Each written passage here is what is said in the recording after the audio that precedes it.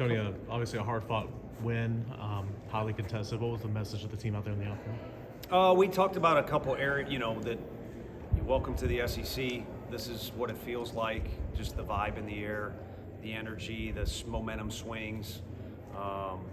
Didn't expect anything different, but that's a pretty good introduction for guys that were it's their first year, either on our team or in the league.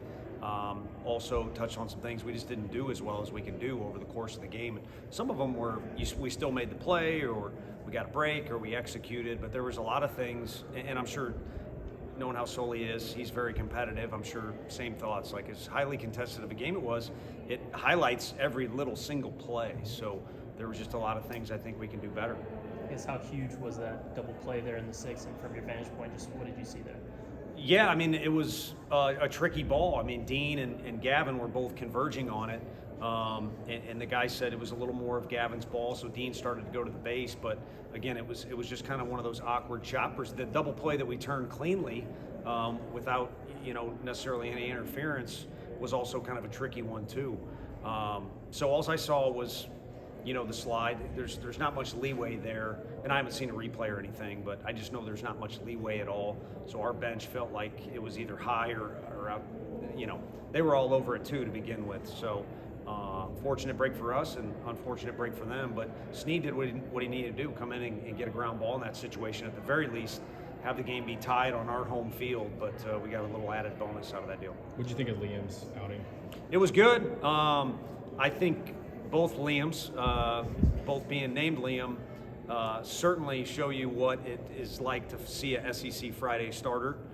They gave you a glimpse into the future here of the big leagues for both of those guys. But I think also, and I do not mean to speak for Peterson, but those two guys were amped up, and the hitters were amped up to see them. So it was almost kind of like a knockout fighter getting in the ring and swinging like crazy, and maybe a gas out a little quicker than you normally would. I felt like that was the case at the very least for Doyle.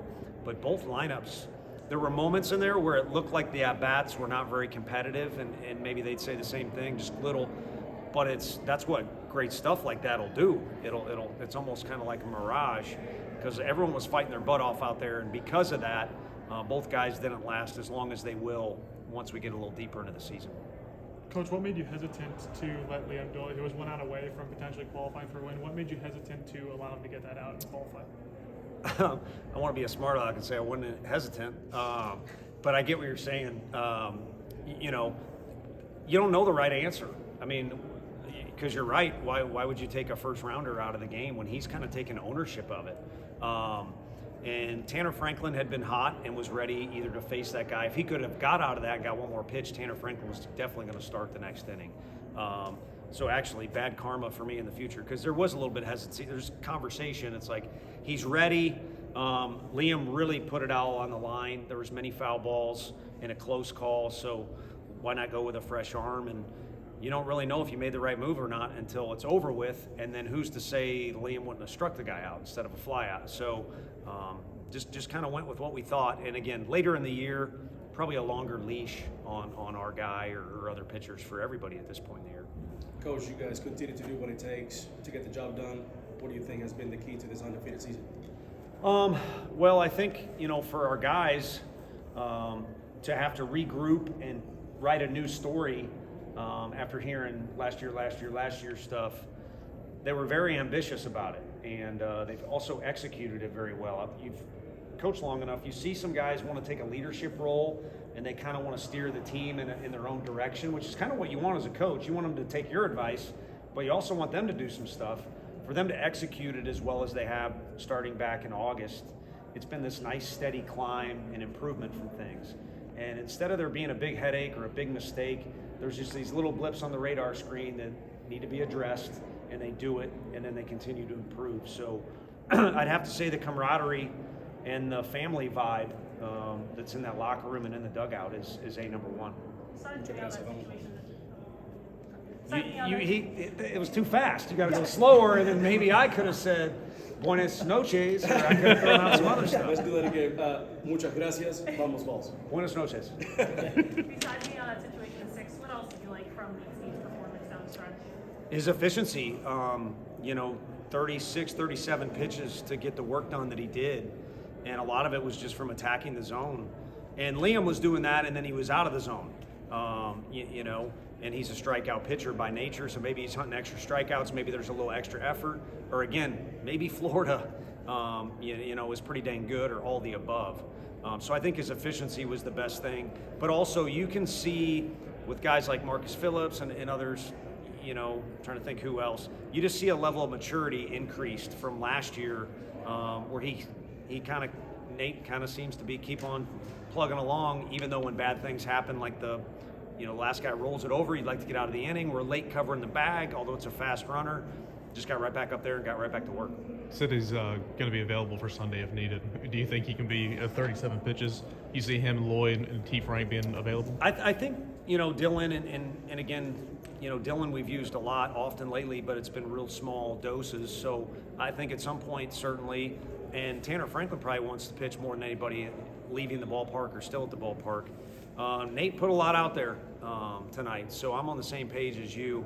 I think tomorrow would be overly ambitious. He always comes to me. He's the only pitcher that's done that for 2 years. I mean, I have to hear from him whether I won't like it or not. So we'll have a conversation, but I think what makes sense is because he was efficient tonight, there's a chance there's some availability either tomorrow or more likely Sunday. And what can you say about the Couple production more guys. at the bottom of the order today, especially from guys like Jay and Manny? It feels like they're really making. Yeah, I mean, Jay threw his last throw during a pregame in and out when the outfielders throw it, I think halfway up the backstop. So it was very noticeable that he and Manny and even Levi were really charged up, as were all the guys. But you could kind of see a little extra from those freshmen, and that's a good thing as long as you control it. And I think the performance they had, it's hard to argue that they did not. And Levi, we went with a matchup situation there, but he's all over, or the swing looked good, and it looked like he was right on some pitches, and his takes were good. So there wasn't anything crazy there that made it seem like he was trying to do something extra special because it was SEC play. Knew he's sitting there fully capable of doing the same thing. So it's nice they've got the right mindset. Won one game for a while. Hunter Hensley finally broke it open. Talk about his veteran presence in your locker room. Oh, that's hard to state. And it's not real obvious, too, because he's not a big eyewash guy. So I don't know that subtle's the right word, but he's our guy. You kind of want a guy on your team that's like, that's Vol basketball, or that is Coach Heupel football, you know, or that's a Pat Summitt player, although I think they all had to. They didn't have much of a choice with her.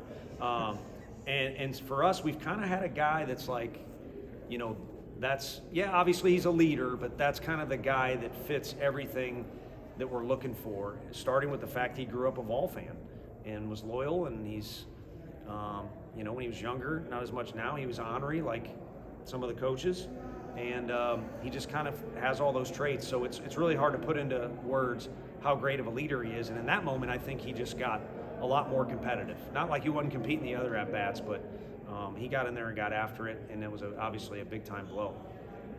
Coach, thanks everybody.